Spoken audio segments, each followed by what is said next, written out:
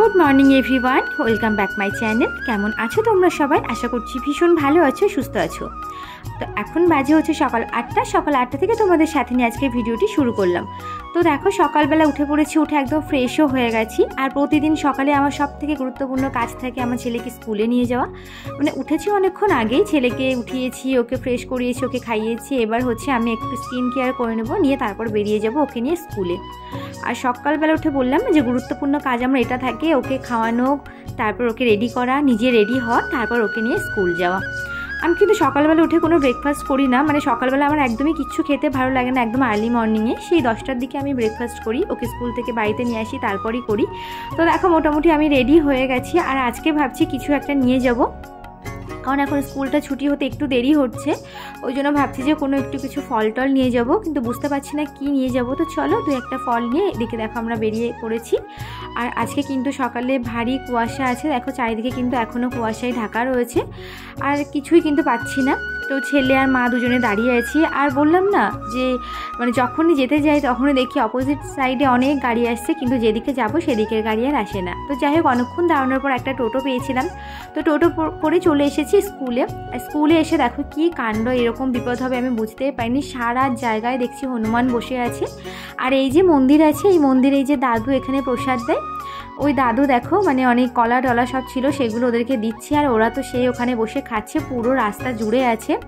আর মজার ব্যাপার কি জানো তো, যখনই যেতে যাচ্ছি তখনই ছুটে ছুটে আসছে, মানে তাড়া করছে, তো ভয় থেকে কেউ যাচ্ছে না। এদিকে কিন্তু স্কুল অনেক লেটও হয়ে যাচ্ছে, বুঝতেও পারছি না যে কি করব।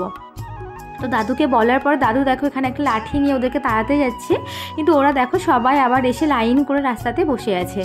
তো কোনো রকমে অনেকক্ষণ পর ওখানে প্রায় আমার 10-15 মিনিট মতো লেগে গেল। তারপর দেখো ছেলেকে স্কুলে দিয়ে এখন নেমে যাচ্ছি, জানি না আবার কি করে পার হব। আর ভীষণ উৎপাত করে জানেন তো হনুমানগুলো, উপরে বসে থাকবে, উপরে বসে থাকে, নিচে যদি কেউ থাকে উপর থেকে টয়লেট করে দেবে, এই করবে সেই করবে, লাফালাফি করবে, এমনিতেই ভয় লেগে যায়।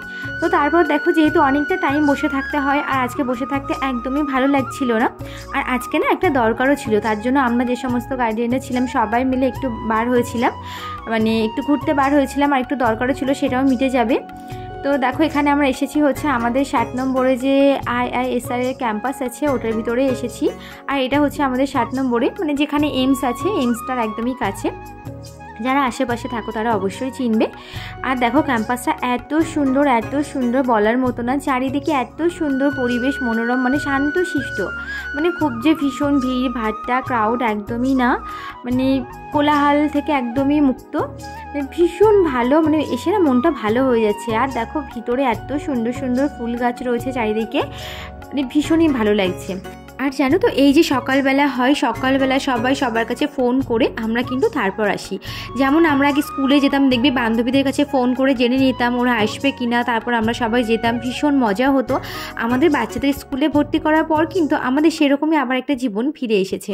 আর জানো তো যখন দেখতাম যে স্কুলে গিয়ে বান্ধবীরা আসেনি, তখন কিন্তু মন ভীষণ খারাপ করতো। এই ক্ষেত্রেও কিন্তু তাই হয়, একজন যদি না আসে তাকে কিন্তু মিস করি, মনটা খারাপ লাগে যে সে এলো না। তো যাই হোক দেখো এই দিদিটাকে নিয়ে আমরা এখানে মজা করছিলাম, আর এই দিদিটাকে নিয়ে সবাই ভীষণ মজা করে। তো এখানে দেখো এই হোয়াইট কালারের ফুলগুলো হয়েছিল, তো আমি দিদিটাকে বলছিলাম যে এর আগে একটা পিঙ্ক কালার ফুল দিয়েছিলাম, তো হোয়াইট কালারের ফুলটা দিয়ে বলছিলাম যে নিয়ে যাও বাড়ি থেকে, তোমার হাজব্যান্ডকে দেবে, খুশি হয়ে যাবে। এইসব নেই একটু আমরা ওনার সাথে একটু হাসি মজা করছিলাম। আর আজকে মেনলি আসার উদ্দেশ্যই হচ্ছে এই যে স্কুলটা দেখালাম একটু আগে, যেটা গার্ডেন হাই যে স্কুলটা, ওই স্কুলটাতে, কারণ ছেলেকে এরপর এই স্কুলটাতেই ভর্তি করবো। আর স্কুলটা কিন্তু ভীষণই ভালো, স্কুলটাও কিন্তু এই ক্যাম্পাসের ভিতরেই। আর স্কুলটাতে এসেছি একটু কথা বলবো তার জন্য। তো চলো বলে আসি, আবার তোমাদের সাথে দেখা হবে। তোমরা তো জানো আমাদের ফৌজি ওয়াইফদের কিন্তু নিজেদেরই সব কিছু করতে হয়, কারণ আমাদের হাজব্যান্ডরা বাড়িতে থাকে না, তাই যত চাপ কিন্তু আমাদের মাথার উপরেই থাকে, সব কিছুই কিন্তু আমাদের নিজেদেরকেই করতে হয়। ছেলেকে কোথায় ভর্তি করব, ছেলেকে কি করব, সারাদিন কিন্তু এই করতে করতে আমাদের সময়টা চলে যায়। তো যাই হোক চলো কথা বলা হয়ে গেছে, এবার ছেলেকে নিয়ে বাড়িতে ফিরবো। তো যাই হোক স্কুল থেকে এসে ছেলেকে নিয়ে আবার চলে এসেছি বাড়িতে। আর তারপর আর কোনো ভিডিও তোমাদের সাথে শেয়ার করা হয়নি। তো চলো এবার ফ্রেশ হবো, হয়ে তারপর ব্রেকফাস্ট করব। তো দেখো ফ্রেশ হয়ে এদিকে আমি রান্না বসিয়ে দিয়েছি। রান্না বলতে এটা আমি মানে ব্রেকফাস্টই করব বলতে পারো, যেহেতু আজকে না, গতকাল রাতের ভাত অনেকটা বেঁচে গিয়েছিলো, তাই ভাবছিলাম যে ভাতগুলো ভাজবো। আর এই ভাত ভাজা খেতে কিন্তু আমার ভীষণ ভালো লাগে। তো তার জন্য দেখো এখানে ডিমগুলো আমি ভেজে নিয়েছি আগে, নাহলে ডিমের মধ্যে ভাতগুলো দিলে কেমন একটা বাজে একটা স্মেল হয়, ওর জন্য ডিমটা আগে ভেজে নিয়েছি আমি। এরপর এখানে শুকনো লঙ্কা দেবো, শুকনো লঙ্কা পেঁয়াজ দিয়ে ভালো করে ভেজে তারপর ভাতগুলোকে ভাজবো। আর এই ভাত ভাজা আমার না খেতে বরাবরই ভীষণই ভালো লাগে, যেন রাতের বেঁচে যাওয়া ভাত দেখবে মানে ভেজে খেলে ভীষণ ভালো লাগে, টেস্টি লাগে খেতে। আর এর সাথে যদি একটু টমেটো কুচি, তারপর আরও যদি কোনো সবজি অ্যাড করা যায় সেটাও কিন্তু ভালো লাগে। কিন্তু আজকে আমি কোনো সবজি অ্যাড করব না, শুধুমাত্র এখানে পেঁয়াজ দিয়েছি আর শুকনো লঙ্কার ফোড়ন দিয়ে কিন্তু আমি আজকে ভাতটা ভাজবো। আর কী বলতো, যেহেতু ছেলেকে নিয়ে স্কুলে গিয়েছিলাম, ফিরতে অনেকটা দেরি হয়ে গেছে, আর মাও এখন ঠিকঠাক মতো বাড়িতে থাকতে পারছে না, যেহেতু আমার দাদুর শরীরটা ভালো নেই, তো ওর জন্যই বাড়িতে থাকতে পারছে না। তো দেখো এদিকে আমি পেঁয়াজটা ভাজা ভাজা করে নিয়েছি, নিয়ে অল্প করে একটু হলুদ দিয়েছি আর একটু দিয়েছি হচ্ছে লবণ, দিয়ে ভালো করে নেড়ে এবার ভাতগুলোকে ঢেলে দিয়েছি। দিয়ে এবার ভাতগুলোকে ভেজে নিচ্ছি, আর এত সুন্দর স্মেল বার হচ্ছে। তো তারপর দেখো যে ডিমগুলো আমি ভেজে রেখেছিলাম সেই ডিমগুলোও দিয়ে দিলাম। আর এভাবে ভাত ভাজলে আর কি বলো তো, ডিমটা আলাদা করে ভাজতে হয় না। আর মা যখন ভাত ভেজে যায় তখন কিন্তু আলাদা করে ডিমটা আমাদেরকে ভেজে দেয়, আর আমি বলতেই পারো যাই হোক শর্টকাটে করলাম। তো দেখো এদিকে ভাত ভাজা কমপ্লিট হয়ে গেছে, চলো এবার খেয়ে নিই, তারপর আবার তোমাদের সাথে দেখা হবে। তো যাই হোক বন্ধুরা, সকালের ব্রেকফাস্ট কমপ্লিট করার পর, মানে ব্রেকফাস্ট বলতে সকালের খাওয়া দাওয়া কমপ্লিট করার পর চলে এসেছি আবার রান্নাঘরে, কারণ এখন দুপুরে রান্নাটা করব। তো দুপুরে আজকে ভাবছি যে রান্না করব এই যে বাঁধাকপি আর আলুর একটা চচ্চড়ি করব, আর হচ্ছে বড়ি আলু আর টমেটো দিয়ে একটা ঝোল করব। তো বাঁধাকপিটা দেখছিলাম যে মা কেটে রেখে গেছে, তো আমি এখানে সিদ্ধ বসিয়ে দিয়েছি। আর বাঁধাকপি না দেখবে সিদ্ধ বসিয়ে দিলে, মানে সিদ্ধ করে নিলে না খেতে বেশ ভালো লাগে, একটু সফট সফট হয়। আগে দেখবে বাঁধাকপি ফুলকপি এগুলোর টেস্ট কিন্তু অন্যরকম ছিল, এখন দেখবে সময়ের সাথে সাথে যেন সব কিছু টেস্ট কেমন বদলিয়ে যাচ্ছে, তাই না?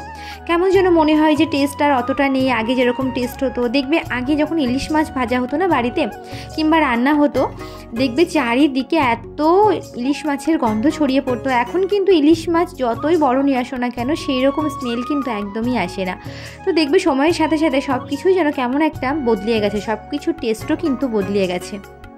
তো যাই হোক দেখো এদিকে আমি বাঁধাকপিটা বসিয়ে দিয়েছি, আর আমরা বেশিরভাগ কাঁচা লঙ্কা দিয়েই রান্না করি, শুকনো লঙ্কা মানে গুঁড়ো লঙ্কা আমাদের খুব কমই খাওয়া হয় বললে চলে। তো এখানে দেখো পেঁয়াজটাকে আমি ভালো করে ভেজে নিয়ে তারপর বাঁধাকপিটা বসিয়ে দেবো।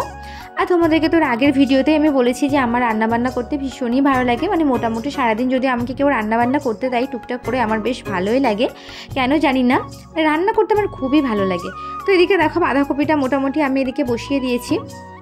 আর এখনও জানো তো আমার ছেলে স্নান করানো বাকি রয়েছে, তো রান্নাবান্নাটা করবো, করে তারপর ছেলেকে স্নান করাবো। ওকে স্কুল থেকে বাড়িতে এসে আমি খাইয়ে দিয়েছিলাম, তো তারপর এখনও একটু মানে বসে আছে, তো আমি এগুলো মানে খেলা করছি ওদিকে, আমি রান্নাটা করে গিয়ে তারপর আবার ওকে স্নানটা করিয়ে দেবো। তো দেখো বাঁধাকপি রান্নাটা আমার হয়ে গেছে, এবার আমি বড়িগুলো ভেজে নেব। এগুলো হচ্ছে কলাইয়ের ডালের বড়ি, আর এই বড়িগুলো খেতেও আমার ভীষণ ভালো লাগে, ভীষণ টেস্টি হয়। আর দেখবে এই বড়িগুলো একটু তেলে ভালো করে ভেজে নিয়ে না গরম ভাতে মেখে খেতে কিন্তু ভীষণই ভালো লাগে, আর এভাবে রান্না করলেও কিন্তু আমার বেশ ভালো লাগে। তো এদিকে দেখো বড়িগুলো আমার ভাজা হয়ে গেছে, আর এই আলুগুলো আমি রান্না বসিয়ে দিয়েছি, এই আলুগুলোর সাথে বড়িগুলো রান্না করব। আর ভাবছি যে আলুগুলোর মধ্যে সেদিন যেমন টমেটো দিয়ে রান্না করেছিলাম, একটু টমেটো দিই, তাহলে বেশ ভালো হবে। আর আমার না সব কিছুর মানে তরকারির মধ্যে যদি একটু একটু করে টমেটো দেওয়া হয়, খেতে কিন্তু আমার ভীষণ ভালো লাগে। আর দেখবে টমেটো দিলে কিন্তু একটা আলাদা রকম টেস্ট হয়, আর কালারটাও কিন্তু বেশ সুন্দর হয়, আর খেতেও কিন্তু বেশ ভালো লাগে। তো যাই হোক চলো বন্ধুরা রান্নাবান্না করে নিই। তো দেখো বন্ধুরা রান্নাবান্না আমার মোটামুটি কমপ্লিট হয়ে গেছে, এই যে বাঁধাকপি চচ্চড়িটাও হয়ে গেছে, আর এই যে বড়ি আলু রান্নাটাও কিন্তু হয়ে গেছে। তো যাই হোক বন্ধুরা তারপর আর কোনো ভিডিও শ্যুট করা হয়নি, দুপুরে খাওয়া দাওয়া কমপ্লিট করে এখন দেখো বিকাল মতো, এই বিকাল 4টে মতো বাজে। তো এসেছি কিচেন রুমে, ভাবছি কি খাবো। এখানে কিন্তু অনেক কিছুই আছে, মিষ্টি আছে, দই আছে, অনেক কিছুই আছে, কিন্তু কিছুই খেতে ভালো লাগছে না, মনে হচ্ছে একটা ফল খাই, কারণ প্রতিদিন ফল খাবো খাবো করে কিছুই আর খাওয়া হয় না। কিন্তু ফল খেতে এসে দেখছি এতটা পরিমাণে ফল রয়েছে, মানে এত ফল রয়েছে কি খাবো বুঝতে পারছি না।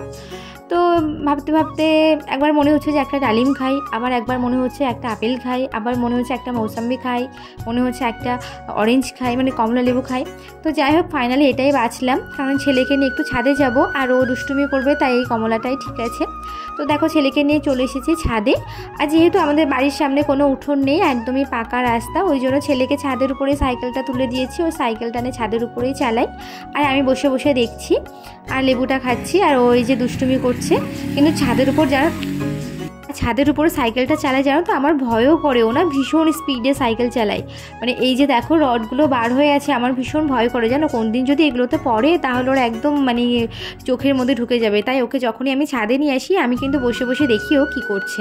তো তারপর দেখি এই সন্ধ্যা মতো হয়েছে, নিচে নেমেছি। আর আজকে মা বানাচ্ছে হচ্ছে পিঠে, মানে যে সিদ্ধ পিঠে যেগুলো হয়, আঁকশে পিঠেও অনেকে বলে থাকে, সেই পিঠে বানাচ্ছে। আর এদিকে দেখো মা আমাকে বললো যে দুধটা গরম করতে, তো এখানে আমি দুধ বসিয়ে দিয়েছি, খেজুরের গুড় দিয়েছি আর কয়েকটা এলাচ দিয়েছি।